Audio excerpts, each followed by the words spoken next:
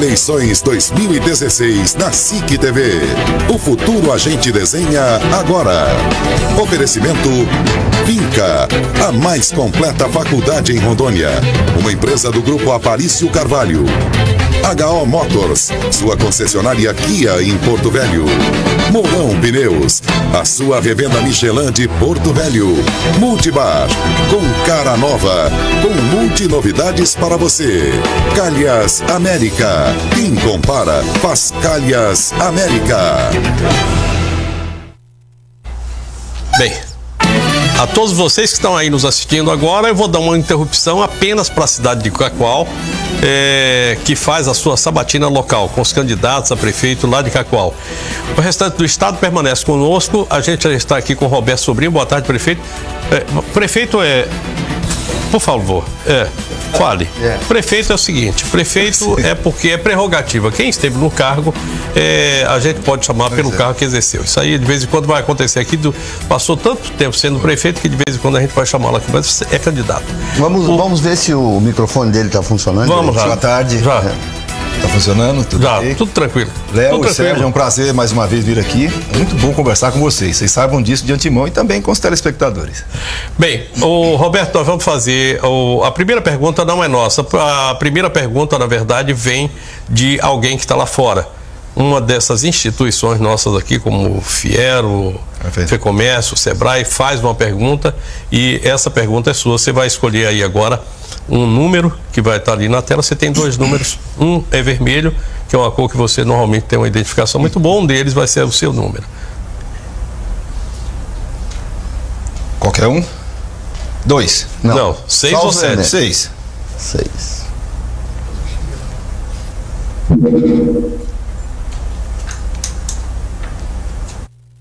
Como o senhor vê esta velha e espúria política de cooptar maioria na Câmara Municipal para ter conforto e não ser fiscalizado, mesmo que à custa de recursos do erário? E se o candidato aceita celebrar um pacto com a população de não cometer esses atos, realizando uma administração honesta e transparente? Olha, o questionamento do doutor Amadeu Machado é muito pertinente. É importante que a gente diga, da mesma maneira como o prefeito é eleito, os vereadores também são eleitos e têm representatividade da mesma forma como o executivo. Então, ter uma relação republicana entre poder executivo e poder legislativo é fundamental. Se você tiver dois poderes ao longo de uma gestão, se eles ficarem brigando, quem perde não é o vereador, quem perde não é o prefeito, quem perde é a comunidade, porque essa briga consome energias que deveriam ser utilizadas em prol da população. Eu sou daqueles que defendo que a gente tem que ter uma política de harmonia entre o poder legislativo e o executivo, sem a necessidade de barganhas financeiras, sem a necessidade disso. Eles ajudam a governar o município. Bom, eu vou nessa linha ali do Amadeu, somente para complementar. Ele pergunta se você faria um pacto com a população a respeito desse assunto, mas eu vou lhe perguntar.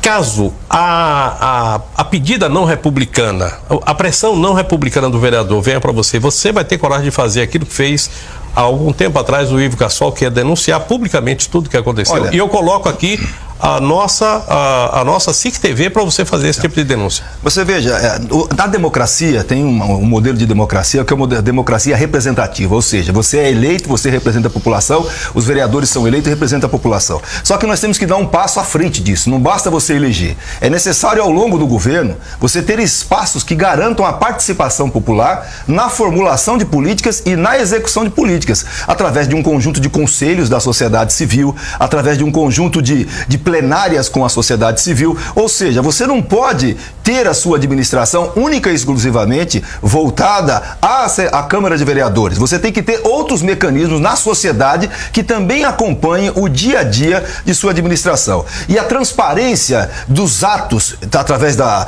mídia social, através da fiscalização dos órgãos de controle, é fundamental para que impeça que haja, por exemplo, pressões ilegítimas, digamos assim, da parte de alguém contra quem está administrando. E sem dúvida nenhuma, se for necessário denunciar medidas antirrepublicanas, isso vai ser feito e eu agradeço o espaço que você está nos dando aqui agora. Até porque a gente denuncia quando é do executivo. Isso. Nós fazemos isso, é muito mais fácil. Candidato, vamos começar com um tema menos agressivo. No final do seu mandato, o senhor chegou a ter uma aprovação de 73%. Era um dos prefeitos com o maior índice de aprovação do país. Do dia para a noite, o senhor acabou preso. O que aconteceu? Não foi assim. Eu tinha 76% de aprovação, iria participar do processo eleitoral para governo e eu não fui preso. Eu fui afastado da prefeitura. Tá? Então, em dezembro de 2012, eu fui afastado. E fui afastado por quê? Porque me denunciaram dizendo que eu havia beneficiado uma empresa que alugava máquinas para a prefeitura. Primeira denúncia. E a segunda é que eu iria fraudar um pregão eletrônico que aconteceria no município. Por causa disso me afastaram. Sabe o que foi que aconteceu? Eu não beneficiei a empresa, eu cancelei uma licitação e o conselheiro Wilber mandou a empresa trabalhar na prefeitura. Ou seja, eu fui afastado porque disseram que eu havia beneficiado. Eu não beneficiei. Eu botei a empresa para fora, o conselheiro Wilber botou a empresa para trabalhar. Segundo, essa denúncia de que eu iria fraudar uma licitação, quando isso chegou às mãos do juiz, já havia passado quase um mês e não houve fraude em licitação. Foi por causa disso que eu fui afastado. Mas o senhor acabou preso, não? Não, em abril. Em abril, 4 meses depois que eu havia saído da prefeitura, por causa da Endur. O que foi que aconteceu com a Endur? Em julho de 2012, veja bem, julho de 2012, houve denúncias na imprensa de que havia irregularidades na Endur. O que eu fiz? Eu exonerei toda a diretoria, fiz uma intervenção, abri uma tomada de contas e 30 dias após eu tinha um conjunto de documentos que apontavam a existência de irregularidades. O que eu fiz? Eu fui no Ministério Público e no Tribunal de Contas, mostrando a ele de que havia irregularidades e eu não tinha mais como avançar na investigação e precisava que eles quebrassem sigilos, essas coisas todas. Levei, Sérgio, um caminhão de documentos para o Ministério Público, da Endur. Todos os processos da Endur. Foi eu que levei, não houve busca e apreensão na Endur. Levei tudo para lá. E 9 meses depois, em abril, houve um pedido a um juiz. O pedido dizia o seguinte: tem que prender o Roberto Sobrinho, porque ele é funcionário da Assembleia Legislativa e ele pode impedir que haja uma fiscalização, uma investigação na Endur. Segundo, tem que prender o Roberto Sobrinho porque ele não deixou o Partido dos Trabalhadores abrir uma comissão de ética contra ele. Por causa desses dois motivos, em abril eles me prenderam. Só que me prenderam no dia, 16 desembargadores me soltaram no outro. Como é que eu ia impedir uma investigação se fui eu que iniciei a investigação? Então essas coisas, um dia ainda vai ficar muito claro. Eu só sei que eu tenho pago um preço muito alto. Pago um preço muito alto, eu e minha família, com base nessas coisas. Se isso que eu estou falando não fosse verdade, eu não estava aqui. O homem da empresa estava preso quando você foi preso, né? Sim, e ainda me perguntaram um dia, eu fui no Ministério, me perguntaram: você conhece fulano de tal? Sim, eu conheci no dia que vocês me prenderam. Tá? Eu conheci no dia que vocês me prenderam. Eu faço a denúncia, eu levo os documentos e no final eu passo a ser o chefe da quadrilha. Não Roberto, sou. Eu tenho minha consciência muito tranquila. Moro na mesma casa em que morava antes de ser prefeito. Todo o meu patrimônio está declarado, com a diferença. Ele está declarado e ele foi investigado. Duas coisas aqui. Primeiro, você foi afastado em dezembro. E foi preso em abril. E preso, você passou 24 horas preso. É isso aí. Um dia preso. Isso mesmo. Eu queria só lhe perguntar mais uma coisa. Você disse que o conselheiro Wilber mandou essa empresa. O Tribunal de Contas manda dentro de uma prefeitura? Claro. O Tribunal de Contas é um órgão de controle e tem esse poder. Eu cancelei uma licitação que estava em curso e os empresários que haviam vencido a licitação foram no Tribunal de Contas contra a minha decisão. E o conselheiro Wilber entendeu que a licitação estava correta e mandou as empresas trabalharem. A única coisa que eu acho, que eu fico assim muito triste, veja, é que usaram esse argumento de que eu havia beneficiado as empresas para me afastar, para terminar 2.800 dias de governo, 8 anos à frente da prefeitura, como se eu fosse um tremendo de um bandido. E mais do que isso, uma coisa também que é importante vocês saberem e a população. No ano passado, o Tribunal de Contas, os técnicos do Tribunal de Contas chegaram à seguinte conclusão: que o conselheiro Wilber foi induzido ao erro pelos empresários, quando aceitou que eles prestassem um serviço para a prefeitura. Ele foi induzido ao erro e eu fui afastado e pago um preço alto até hoje perante a sociedade. O senhor acha que isso é perseguição pura e simples? Por que o Ministério Público e o Judiciário teriam feito isso com o senhor? Eu não sei qual é o nome que se pode dar a isso. Mas que isso é uma tremenda de uma injustiça, é. Veja, eu sou afastado porque beneficiei a empresa, não beneficiei, botei pra fora. Quem botou de volta foi o conselheiro. Disseram que ia ter uma fraude, não houve a fraude. E eu fui afastado.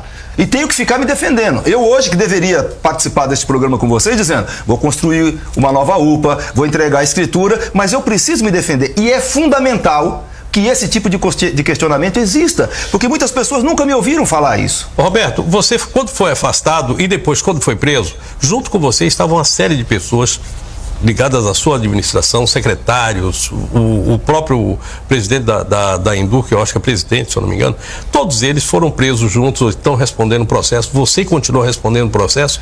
No afastamento de dezembro, foram presos 3 secretários. Só para complementar, esse pessoal que está respondendo a processos ou não está respondendo ao processo, mas foi envolvido ali naquele momento, esse pessoal fará parte de um novo governo seu, caso você vença esse pleito? Em dezembro, 3 secretários foram presos. Nenhum foi processado. Porque não tem como processar.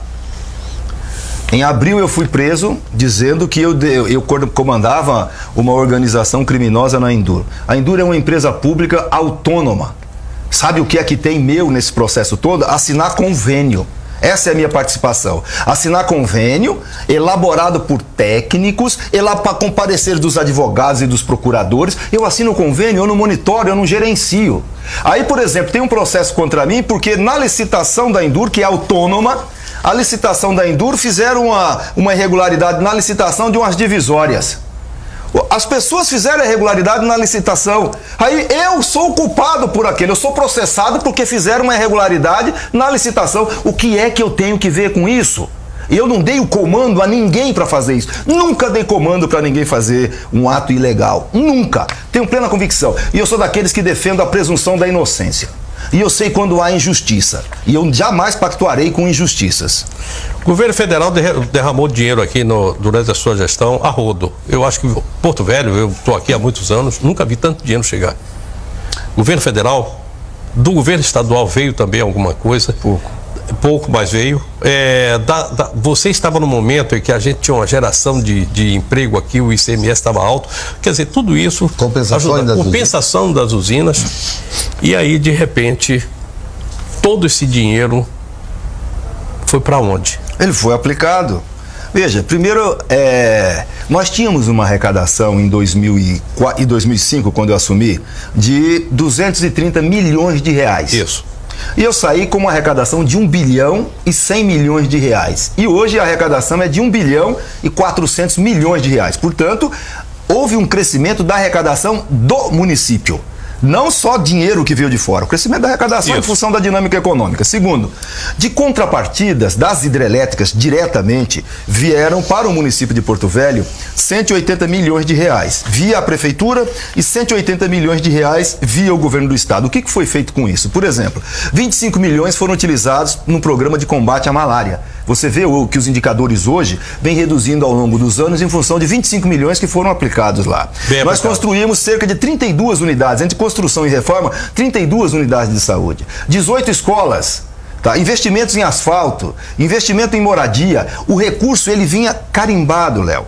Você não poderia pegar o dinheiro e usar para cá, não. E sobre a fiscalização permanente do IBAMA e de todos os órgãos de controle. O dinheiro foi aplicado. Eu tinha 25 mil alunos, saí com 45 mil alunos. Esses alunos precisavam de vagas. Nós fizemos as UPAs, nós fizemos unidades de saúde no Apuniano, Três Maria, no Areia Branca. Onde você imaginar, tem unidades de saúde. Foi com esse recurso. Agora, o recurso maior que veio para Porto Velho, ele não veio sob a responsabilidade do prefeito. Ele veio sob a responsabilidade do governo do estado, que é o recurso para água e esgoto. Foram 900 milhões de reais que o Lula liberou para Porto Velho, para água para todo mundo e esgoto para todo mundo. E, infelizmente, com mais de 8 anos já se passaram e o governo do estado não aplicou o recurso que o Lula destinou ao nosso município. Então, este foi o de quem tem a obrigação de fazer a licitação e a contratação. O recurso está sob a responsabilidade do governo do estado. Candidato, o atual prefeito, Mauro Nazif, tem dito, né, em todas as ocasiões, que ele levou mais ou menos 3 anos e meio para reorganizar a prefeitura. O que o senhor fez de tão errado que levou 3 anos e meio para arrumar? Olha, em primeiro lugar, essa história que demora 3 anos para arrumar uma casa, isso aí, qualquer dona de casa sabe que isso é conversa fiada. Eu, quando fui prefeito, eu assumi e com a seguinte filosofia: tem que trocar o pneu do caminhão com o caminhão andando. Eu não posso responsabilizar o gestor anterior pela minha incompetência. Eu tenho que trabalhar e dar respostas para a população. Ou seja, o prefeito foi eleito para resolver problemas e não para criar problemas. E eu deixei as contas todas acertadas. Ele não saiu, ele não atrasou o salário de funcionário, não atrasou fornecedores, porque estava tudo correto. E a legislação hoje não permite que o gestor fique fazendo aventuras, não. A coisa é tudo organizada. E mais do que isso, tá? E mais do que isso, eu deixei 250 milhões de reais nos cofres da prefeitura para serem aplicados e, lamentavelmente, o gestor atual não aplicou esse recurso e boa parte dele já se perdeu. Agora, não é ele que teve o prejuízo. Mas ele o prejuízo é o povo. Prefeito, ele disse que esse recurso estava sob júdice. Sob júdice, não podia tocar nele. Mentira. Olha como eu falo. É mentira. Eu exijo, quem sou eu para fazer isso? Um único embargo judicial sobre um único real que não pudesse ser investido. Não há. Todo o recurso está disponibilizado. E onde é que está esse dinheiro? Como é que a gente tem acesso a essa informação? Na Caixa Econômica, no Ministério das Cidades, no Calha Norte. Está lá o recurso. Tem-se 11 obras que estão paralisadas na Sempla, ou Sempre, eu não sei exatamente qual é o nome da secretaria, mas é aquela que cuida das obras do PAC. E tem um impacto nessas obras que estão paralisadas de 58 milhões. Ou por determinação judicial, ou porque tem um impedimento de ordem legal. Esse aí eu chequei, está lá, 58 milhões. Faz parte desse 250. Quando ele assumiu, não tinha nenhum embargo com relação a obras. E olha, Léo, eu desconheço esse valor que você está me apresentando. Eu sei, por exemplo, que ele perdeu 50 milhões de reais que era para investir no combate às alagações, no canal do Tancredo com a José Amador dos Reis, aqui no canal da Penal, na Guaporé com a Caúla e no canal dos tanques atrás da rodoviária. 50 milhões de reais que foram destinados a combater as alagações. Por ele não ter dado sequência ao projeto, esse recurso voltou para Brasília, perdeu. Desses casos que você fala aqui, aqui no sentido da Amazônia, mais ou menos ali na área das cerâmicas, da construção da cerâmica, tem ali um canal que estava sendo refeito. Da Penal. Da Penal. Da Penal. Da Penal. Esse canal, um dos problemas que você teve foi em relação a esse canal da Penal. E esse recurso ficou paralisado. Pelo menos esse daí está paralisado. Não. As pessoas não sabem. Era um projeto da Funasa. Isso. Exatamente. Era a retificação dos canais para combater a questão de malária, essas coisas todas. Foram gastos, era um convênio de 14 milhões. Foram gastos 5 milhões. O que foi pago foi autorizado pela Funasa. A empresa que tocava a obra, um ano antes de dezembro de 2012, em dezembro de 11, havia abandonado a obra. Ou seja, o último pagamento da obra foi em dezembro de 2011, os 5 milhões. A empresa abandonou. No inverno, esse tipo de obra não é possível de ser feito. Aí, quando chegou o verão, não retomou a obra e nós iniciamos o distrato. E o restante do recurso, os 8 milhões, ficaram sob o comando da Funasa, que não foi aplicado e se perdeu esse recurso. E, recentemente, a prefeitura tem dito que não tem como prestar conta. Como não tem como prestar conta? Se a própria Funasa assegura lá que o recurso foi aplicado e, inclusive, reduziu o índice de malária. Roberto, você tem duas obras aqui que são duas coisas que eu gostaria de entender. Os viadutos eram a obra do governo federal, você chamou para si. O tratamento de água, o esgotamento sanitário era uma obra que a prefeitura poderia ter feito. Você não chamou para si. A água era uma obra da prefeitura, você entregou para a CAERD. Você errou nessas três. Essa reação que a população tem, principalmente com relação à questão dos viadutos, é isso que lhe dá esse índice de rejeição junto à população e o torna uma daquelas pessoas assim que todo mundo diz assim, podia ter feito muito mais do que tudo aquilo que recebeu e não fez. Questão da água. Eu acho que em 2010 houve uma legislação que estabeleceu a responsabilidade e o comando do serviço de saneamento às prefeituras.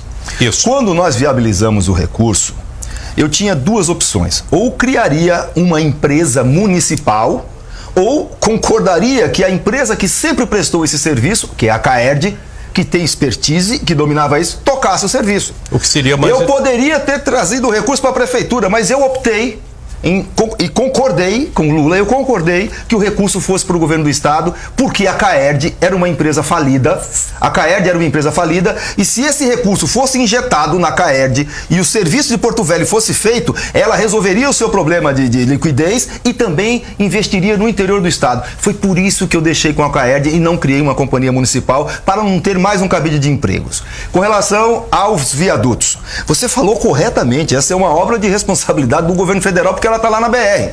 Só que enquanto prefeito, quando duplicaram a BR-364, isolaram a zona sul de Porto Velho. E a população da zona sul, 30%, que antes saía por qualquer canto, passou a sair pela Campos Sales e pela Jatuarana, criando um grande transtorno para aquela comunidade. Aliado a isso, teve o crescimento da frota de veículos, que cresceu, um dos municípios do país onde a frota mais cresceu foi em Porto Velho. O que eu fiz? Eu fui a Brasília e falei com o presidente, olha, o caos está generalizado, nós precisamos de uma ação concreta. Ele falou, beleza. Eu fiz em 2 anos e meio, Léo, o projeto, viabilizamos 90 milhões de reais no governo federal, e na hora da licitação, que o DENIT deveria tocar a obra, ele disse que não podia fazer. E o Lula tinha falado para mim, só liberava dinheiro para a obra que fosse iniciar. E a obra estava pronta para iniciar. Aí o DENIT disse que não tinha condições de tocar. Eu tive que tomar uma decisão. Ou eu perdia os 90 milhões, eu não. O município de Porto Velho perderia os 90 milhões, ou eu assumia um risco. Eu assumi o risco e não me arrependo, não. Sabe por que eu não me arrependo? Porque toda obra tem que ter um início. Você não começa a obra por cima, você começa a obra pelo início. E eu dei o início.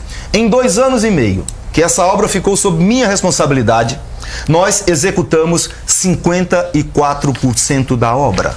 Você passa no Trevo do Rock agora e aí você vê lá o que faltava para terminar a obra do Rock. 1 metro de aterro. Por que eu não terminei? Porque tinha uma rede de transmissão da Eletronorte que não permitia que eu colocasse o aterro. E eu tive que ir em Brasília, arrumar 10 milhões para a Eletronorte, remover aquelas torres de lá. Aí agora ficou fácil, foi só botar o aterro. Eu fiz 54% da obra, tudo que foi pago com autorização do DENIT. O dinheiro restante ficou na conta do DENIT e da prefeitura. E lamentavelmente, depois de 4 anos, eu fiz 54%. Depois de 4 anos, eles não fizeram nem 10%. Você me permite, eu vou falar de obra, só mais uma obra aqui. Fale mais uma. Nós temos uma avenida aqui, que é a Vieira Caula, que tem pelo menos 10 cabeças de burro enfiadas ali. A culpa daquilo é sua, do Zé Disseu, ou é do Mauro Nazif? Quem é o culpado por aquela obra não terminar nunca? Ou são dos espíritos do além que tem enterrado as cabeças? Nós vivemos um momento em Porto Velho, há poucos anos, num boom. Houve aqueceu-se muito a economia. Foi. Vou te dar um exemplo. Você está falando de obras, eu vou falar de uma outra obra parada, que são aqueles predinhos. Tá certo? Isso é uma coisa triste você ver aquilo lá. Sabe o que foi que aconteceu? O custo daquela obra era da ordem de 42 mil reais, que o governo federal repassava para você fazer. A prefeitura licitava, a prefeitura licitava e começava a obra. E as obras daqueles predinhos começaram justamente quando teve início as obras das hidrelétricas. Aí, meu amigo, subiu tudo. Subiu o ferro, subiu a areia, subiu a mão de obra. E o governo federal não reajustou o valor daquelas casas. E as empresas que tocavam largaram as obras. Tanto é que quando o governador Confúcio começa a construir aqui, a obra que nós estávamos tocando era por 42 mil reais a unidade. Ele assume com 60 mil reais a unidade e ainda botando mais 10 mil de contrapartida. Ou seja, era humanamente impossível você concluir aquela obra que é do governo federal. Então, com essa grande quantidade de ações que aconteceram no nosso município, muitas empresas que começaram a trabalhar não davam conta. Umas quebraram. A Caula, a questão concreta da Caula é que 2 empresas que começaram aquela obra largaram no meio do caminho.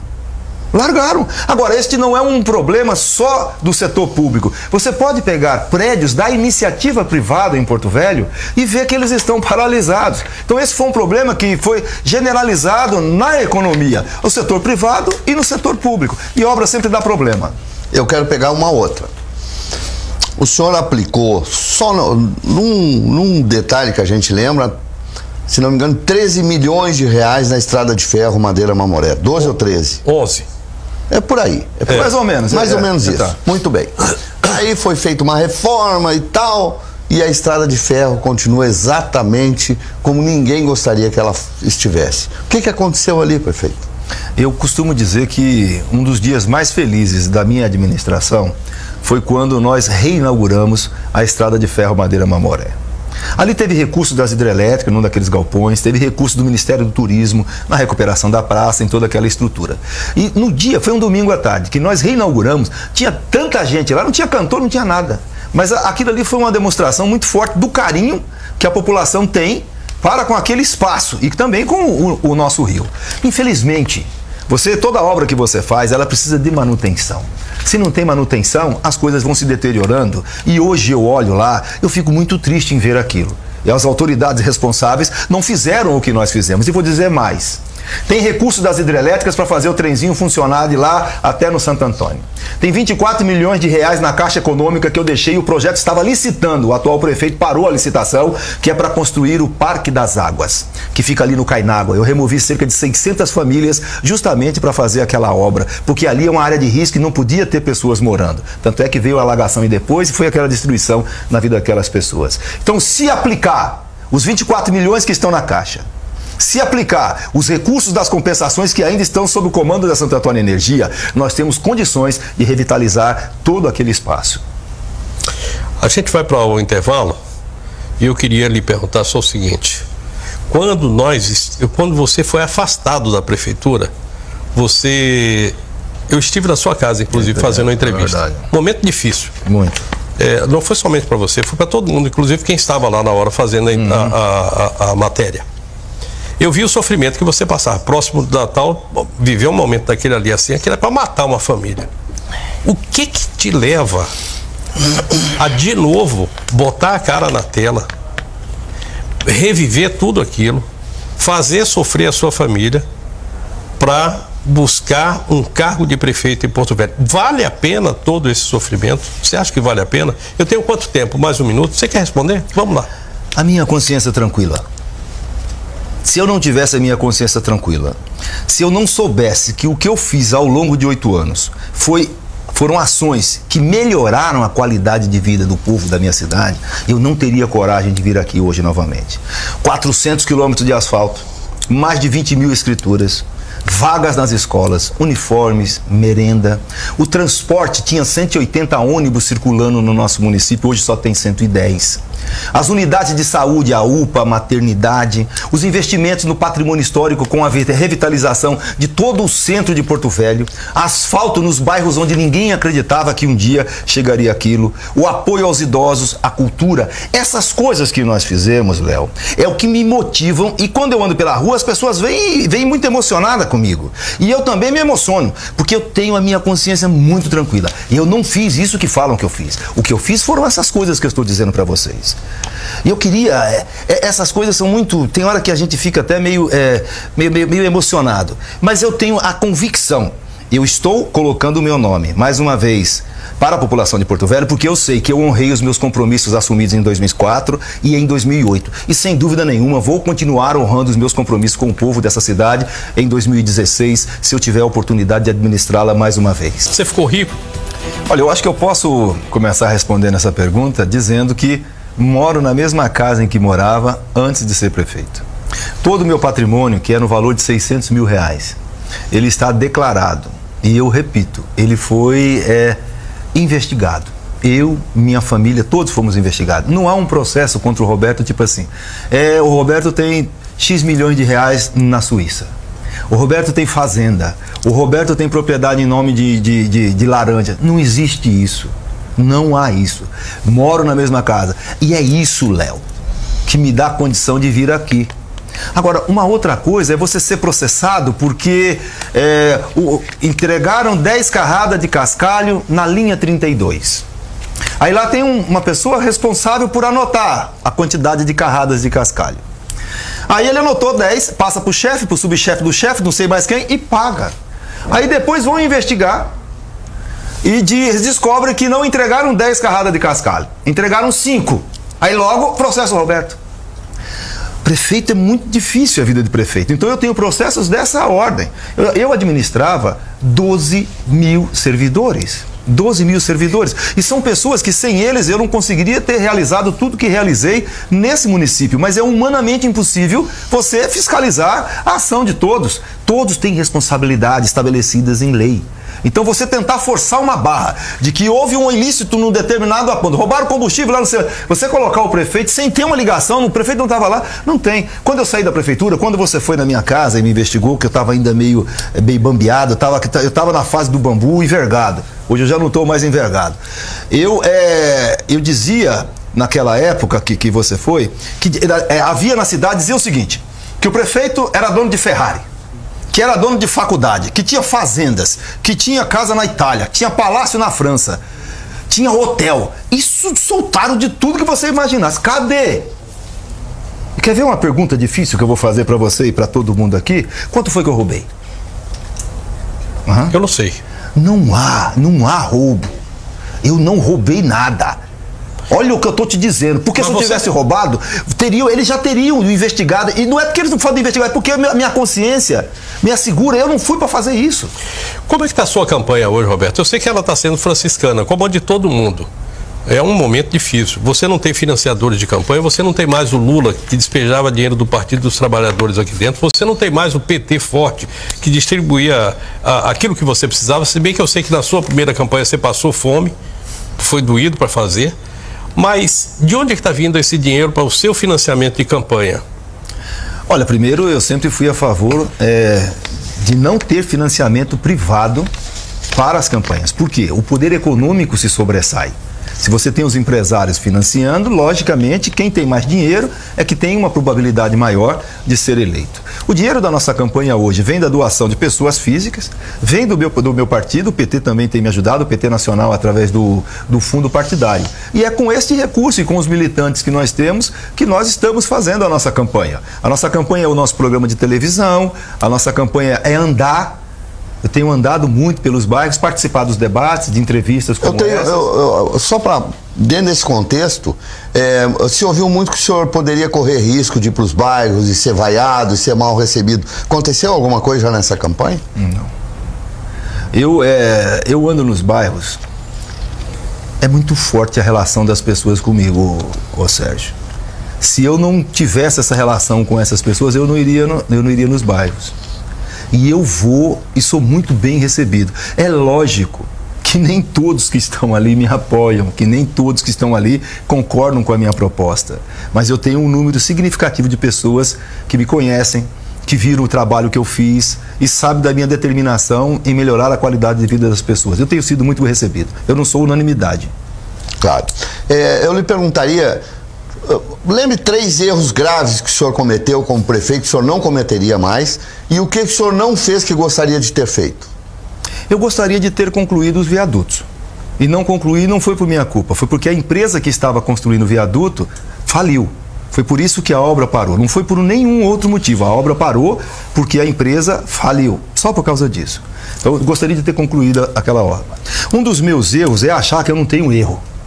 Tá? Porque eu sou uma pessoa muito determinada a buscar soluções para os problemas. E às vezes nós podemos errar quando acreditamos que estamos acertando. Mas eu prefiro errar buscando acertar do que não fazer nada e omitir frente a uma determinada situação.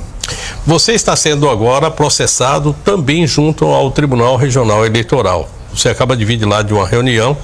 Me parece que o seu processo foi postergado, né? Foi jogado para frente essa decisão. Como é que você vai ficar com esse momento da sua campanha? Você está chegando a poucos dias da eleição, o seu nome não está sob júdice, mas você está você tem um alvo nas costas. Os meus adversários estão muito felizes. E eles estão me sangrando de tudo quanto é jeito, espalhando para a população de que eu não sou candidato. Isso não é verdade, eu sou candidato e estou firme e forte. Mas eles vão em tudo quanto é lugar dizendo que eu não sou. E eu digo o seguinte, eles estão com medo de fazer um enfrentamento democrático, de tirar o direito de eu participar do processo eleitoral e de impedir que o povo também exerça o seu direito de votar. Eu sou candidato. Eu recentemente, agora há pouco, o Tribunal Regional Eleitoral marcou para a próxima semana a discussão dessa situação aí. Por que é que estão pedindo a minha impugnação, Léo? Por que é que querem me tirar do jogo? É importante que o povo saiba. São 2 processos. O primeiro é porque eu doei um terreno para o Sindicato dos Taxistas, lá na Migrantes. E eles estão ali há mais de 30 anos. Eu doei o terreno para o Sindicato dos Taxistas. A Justiça reconheceu que o terreno é dos taxistas, mas eu fui condenado. Aliás, aquele terreno foi um velho governador que entregou ele. Agora eu não entendi. Prefeito, vamos voltar de novo, Léo, não entendi. O senhor deu um terreno. Isso. O terreno, essa é a causa do processo, mas a justiça reconhece que o senhor agiu certo e o senhor está sendo... Mas aí eu não entendi. Pois é, Sérgio, é uma boa pergunta. A questão é a seguinte, eu entreguei milhares de escrituras no município de Porto Velho e regularizei o terreno do Sindicato dos Taxistas, com aprovação de uma lei pela Câmara de Vereadores. A justiça entendeu, o juiz entendeu que o terreno realmente é do Sindicato dos Taxistas, mas me condenou dizendo que eu não poderia ter doado o terreno para o Sindicato dos Taxistas. Mas isso não significa que eu não possa ser candidato. Porque para você não ser candidato tem que ter dano. Tipo assim, se eu tivesse pego o dinheiro, se eu tivesse pego o terreno, não, o terreno é deles, então não tem dano. Então, por mais que tenha sido condenado, isso não lhe impede de ser candidato. Então, o primeiro motivo lá pelo qual não querem deixar eu ser candidato é porque eu doei o terreno para os taxistas. Segundo, foi em função de um convênio entre a Prefeitura, a Secretaria de Educação e a Escola Mojuca. Lembrado. Tá? Lá de 2005, o convênio garantiu vagas para crianças que não tinham vagas. Aí houve um julgamento no Tribunal de Justiça. O Tribunal de Justiça disse o seguinte, o Roberto é inocente, o convênio é legal e a escola tem que devolver 100 mil reais para a Prefeitura. Aí um outro julgamento, no mesmo Tribunal de Justiça, me condena. Mas veja, me condena por quê? Se aqui eu fui absolvido e a escola é que tem que devolver o dinheiro, mas na hora de ir para impedir a minha candidatura, usa aquilo que eu fui condenado.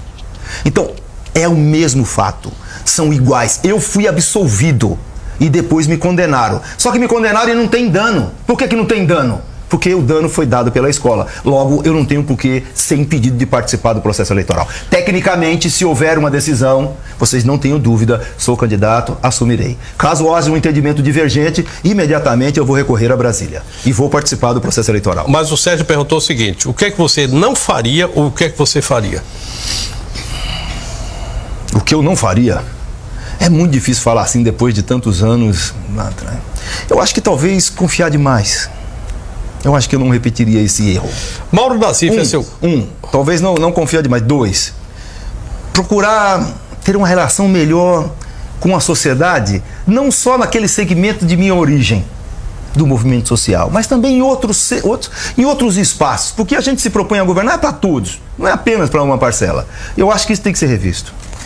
Me diz uma coisa, o Mauro Nassif é o seu grande cabo eleitoral? O Mauro Nassif não é o seu cabo eleitoral e o fato dele não ter tocado na sua administração logo na hora que você saiu lhe prejudica até hoje? Não, como é que você avalia? Eu acredito que o prefeito Mauro não vai gostar de que o chamem de cabo eleitoral, né? Não. Veja, o prefeito, todo prefeito tem as suas dificuldades, Léo. Não adianta eu querer crucificar o Mauro aqui. Eu já fui prefeito, eu sei que nós não temos condições de resolver tudo. Mas eu acho que ele comprometeu muito um ritmo de desenvolvimento no qual a nossa cidade estava. Ao não executar, por exemplo, esses recursos que ficaram na prefeitura. Ao não dar sequências a um conjunto de projetos que já estavam entabulados. Ao não fazer isso, ele prejudicou muito o povo de Porto Velho. Se ele tivesse pedido uma prestação de contas específica, uma tomada de contas, você teria entendido isso como um ataque pessoal dele à sua administração? Não, esse é um procedimento normal. Não, tomada de conta especial. O Tribunal de Contas, ele monitora permanentemente as prefeituras. Então, quando você chega no final do seu mandato, tudo já está sob o comando do tribunal. Eles acompanham diariamente, eles fazem o papel dele de uma maneira muito correta. Saúde pública, prefeito. O senhor alega e sempre fala nas suas entrevistas que foi um setor que o senhor mexeu muito, revolucionou, etc, etc. A maternidade municipal, que foi inaugurada pelo senhor, o senhor diz que considera a sua grande obra nesse setor. E agora, a população tem reclamado muito, se o senhor eventualmente voltar à prefeitura, o que o senhor vai fazer nessa área? Esses dias eu recebi um zap do pessoal lá da maternidade, né, dizendo que quando eu faço uma crítica sobre a forma como o tratamento está sendo prestado lá, eu estou atacando-os, né? Não, eu quero que os funcionários lá saibam o seguinte, que vocês eram os mesmos funcionários que trabalhavam na maternidade quando eu era o prefeito. E por onde eu andava no município, a população elogiava vocês demais. Eles me diziam o seguinte, que eles ficavam muito felizes por ter aquela prestação de serviço, o parto humanizado que era prestado na humanidade. na maternidade. Hoje, quando eu ando, não é essa a conversa e não é a crítica aos funcionários, é a forma como o serviço está sendo prestado. E eu recebi prêmios em função da qualidade do serviço da maternidade e os profissionais da maternidade também. Mas eu acho que ela precisa ser reestruturada, precisa ser retomada a forma como ela atendia a nossa população. E não só a maternidade na área de saúde, as UPAs que nós construímos. Por exemplo, a UPA da Zona Leste, vira e mexe, eu a vejo nas páginas policiais, com grande confusão lá, porque chega um pai e uma mãe com um filho para ser atendido, aí não tem médico. Aí as pessoas perdem a cabeça e gira aquele caos todo. Tanto é que agora eu estou propondo construir uma nova UPA, da mesma maneira como eu fiz a UPA da Zona Sul e a UPA da Zona Leste, eu vou fazer uma UPA na Zona Norte, eu vou fazer ao lado da maternidade, caso eu vença a eleição, uma UPA ao lado da maternidade, para diminuir a pressão da UPA da Zona Leste e trazer próximo da população da Zona Norte mais esse serviço. Queria misturar duas coisas aqui. Uma é a urbanização, a regularização fundiária de Porto Velho e do lado de lá, a terceira, a margem esquerda do rio. Como é que você vê aquilo ali? Assim, o que caminho tomar para aquilo? E a outra questão é a questão da limpeza urbana. A gente tinha um sistema de coleta de lixo que era um terror, melhorou, mas a parte principal, que seria a parte de destinação e trabalho com esse lixo, reclassificação, está sendo devida. Regularização fundiária. Nós regularizamos 25 mil propriedades e entregamos milhares de escrituras. Quando eu saí, ficaram 8 mil escrituras para o atual prefeito entregar. Ele não entregou nenhuma. Nós vamos retomar a entrega de escrituras no nosso município, começando lá pelo Panair, pela Arigolândia, Pedrinhas, Nossa Senhora da Graça, Mato Grosso, Areia Branca, vários bairros, distritos também, como é o caso de Nova Califórnia, União Bandeirantes, Jaci e Extrema. Vamos retomar o programa de entrega das escrituras. Segundo, o outro lado do rio. Eu sou a favor do loteamento do outro lado do rio. Eu acho que já deveria ter sido liberado. Por quê? É mais perto você sair do centro da cidade e atravessar a ponte do que você deslocar para um bairro 10, 15 quilômetros. Os serviços ficam mais próximos. E eu não sei por que o impedimento em regularizar aquele lado. Ou seja, quando a prefeitura se omite em fazer esse serviço, é só você passar lá que estão fazendo do mesmo jeito, só que desorganizado.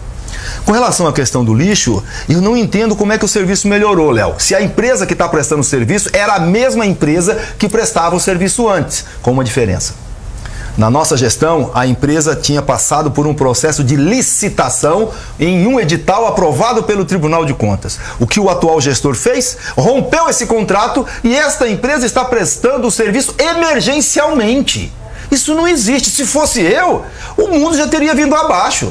O aterro sanitário não foi feito por quê? O aterro sanitário estava na licitação. Isso. Por que ele não foi feito? Ele não foi feito porque você precisa fazer um conjunto de estudos de impacto ambiental para que seja submetido ao Ministério Público, seja submetido à SEDAM, e a partir daí você pode concluir. Nós contratamos uma empresa, gastamos mais de R$300 mil para fazer um estudo de impacto ambiental.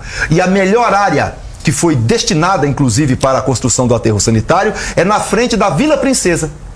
Foram 3 anos, está destinada. E todo o processo ambiental foi feito esperando a SEDAM dar o ok. Tudo certo. E o dinheiro para adquirir o terreno da compensação das hidrelétricas de Santo Antônio. Com o rompimento do contrato da Marquise, o que foi que aconteceu? Não vai fazer o aterro. Por que não vai fazer o aterro? Porque a prefeitura não tem o dinheiro. E no contrato existente, ela era obrigada a fazer o aterro. Por que não começou? Porque dependia da conclusão e da aprovação da SEDAM. O senhor foi prefeito 8 anos, não tocou na questão do transporte coletivo. Ele funcionou como era, com os benefícios e as coisas eventualmente ruins. O prefeito atual mudou tudo. Cancelou o contrato existente, fez um novo contrato, trouxe novas empresas.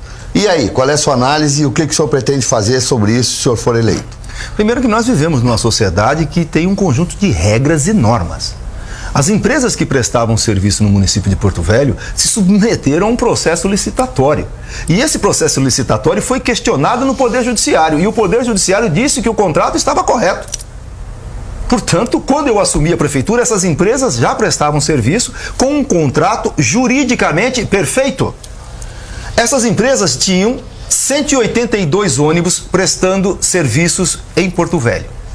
Nós implantamos aqui o sistema de integração no Leva Eu, colocamos os ônibus adaptados, asfaltamos praticamente todas as ruas por onde trafegavam os ônibus, que criavam um transtorno muito grande para a população, e aos poucos nós fomos ampliando. A idade da frota, quando eu assumi, era de 9 anos, quando eu entreguei era de 6 anos a idade da frota. Essa é a nossa parte no transporte coletivo. O que aconteceu?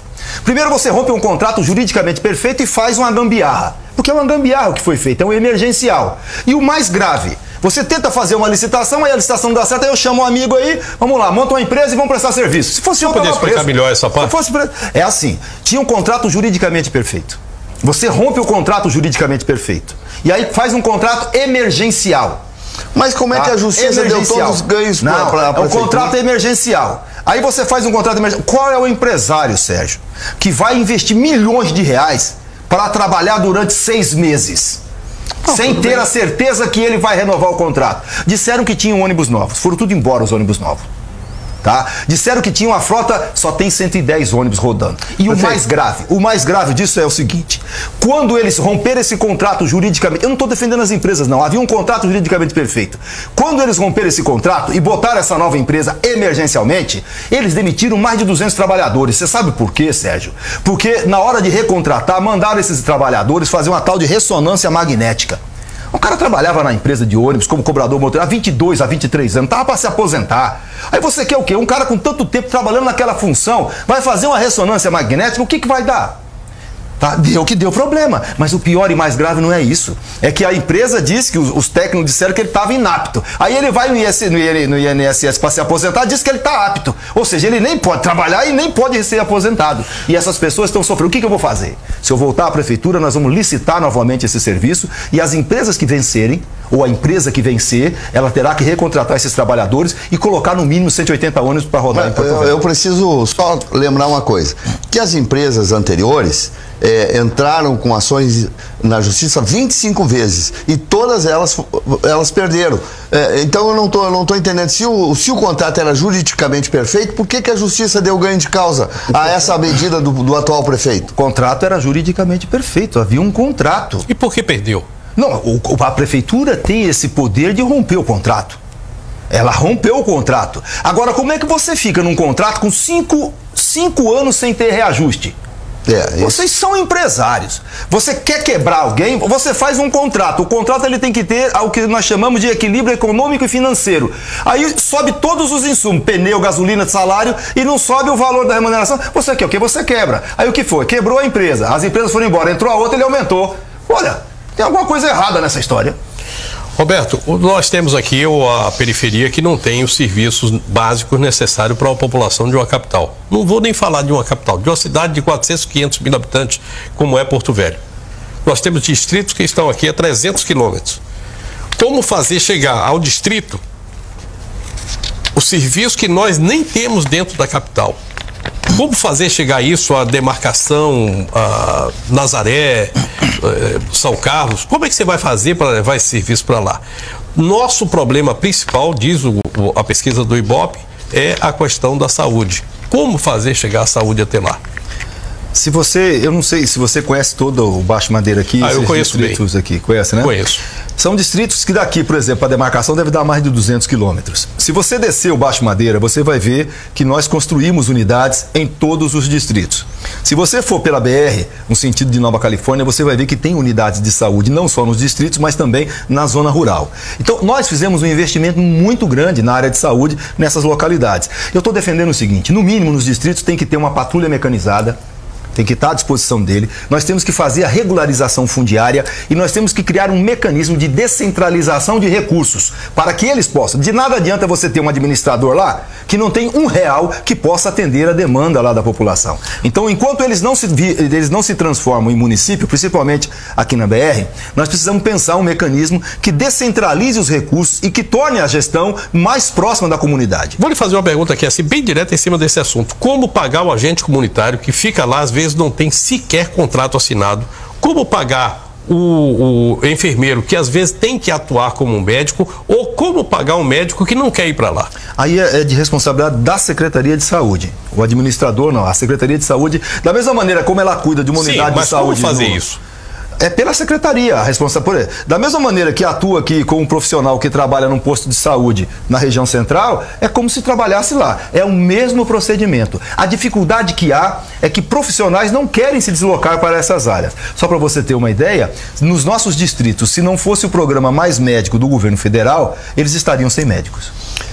Se o senhor eventualmente se reeleger, quais seriam as primeiras medidas que o senhor tomaria?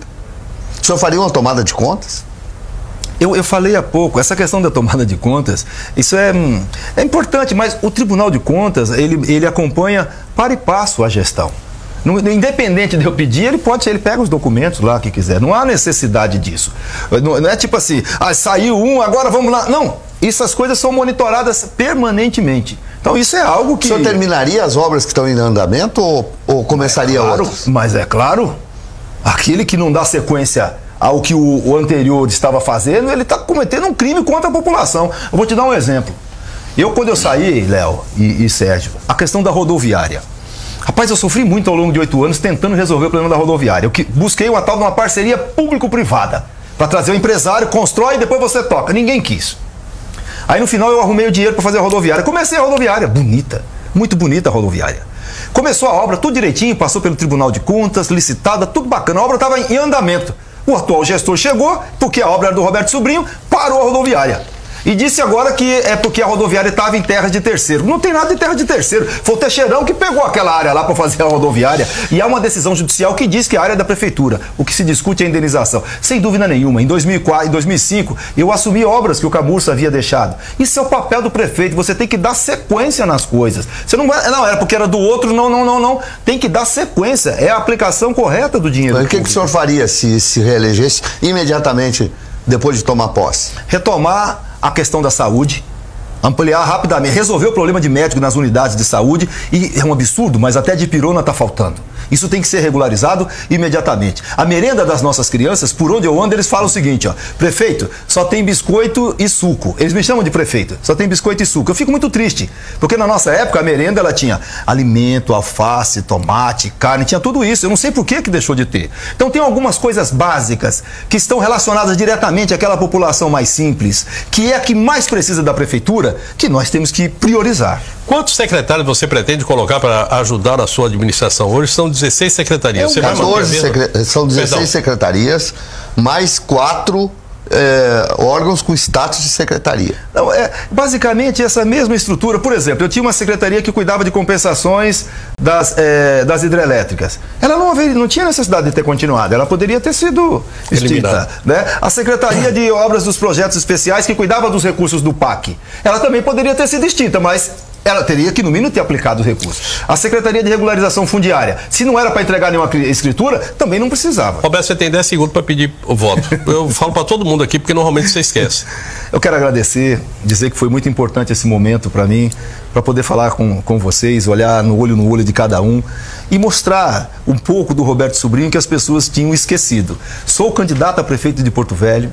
Estou colocando, mais uma vez, à minha disposição de administrar essa cidade. Se for vontade do povo de Porto Velho, com certeza, da mesma maneira como eu honrei os votos de 2004 e de 2008, continuarei honrando os votos da população e os compromissos assumidos nesse processo eleitoral. No dia 2 de outubro, volta Roberto, vote 13. Muito obrigado. Obrigado a você, Roberto. Obrigado, Sérgio. Obrigado a você, meu caro telespectador. Amanhã nós vamos receber aqui, para encerrar esse momento aqui de Sabatinas, Pimenta de Rondônia. Durante 50 minutos nós vamos ter aqui uma conversa com o candidato.